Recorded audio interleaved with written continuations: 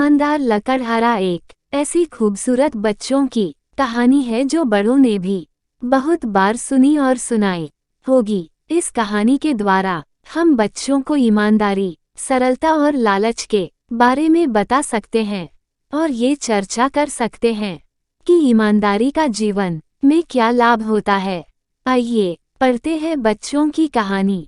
ईमानदार लकड़हारा एक। ईमानदार लकड़हारा की कहानी। एक गांव में एक लकड़हारा रहता था। उसका काम लकड़ी काटना था। वह प्रतिदिन जंगल में लकड़ी काटने जाता था। वह शहर जाता और उन लकड़ियों को बेच देता। उनके बदले में जो कुछ मिलता उससे अपने परिवार का पालन पोषण करता था। एक दिन वो नदी के किनारे एक पेड़ पर लकड़ी काट रहा था, तभी उसकी कुल्हाड़ी नदी में गिर गई।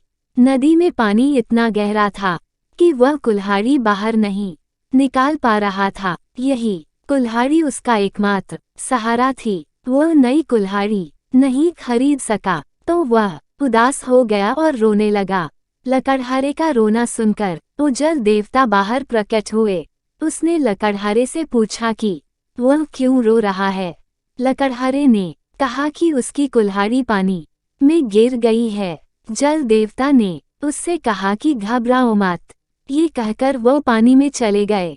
जब वह बाहर निकले तो उसके हाथ में सोने की कुल्हाड़ी थी।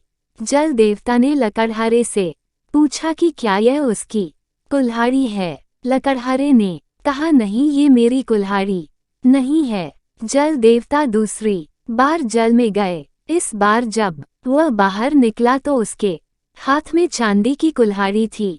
उन्होंने लकड़हारे से फिर पूछा।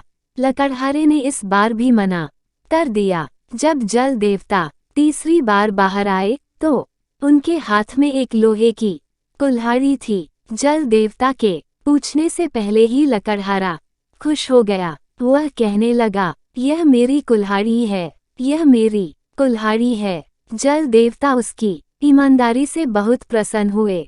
उसने उसे सोने और चांदी की कुल्हाड़ियां भी दी। लकड़हारा खुश हुआ। वो खुशी खुशी अपने घर चला गया। निष्कर्ष, ईमानदारी हमेशा आपको खुश रखती है। इस कहानी के विषय में अपने घर और कक्षा के सहपाठियों से जरूर चर्चा करें।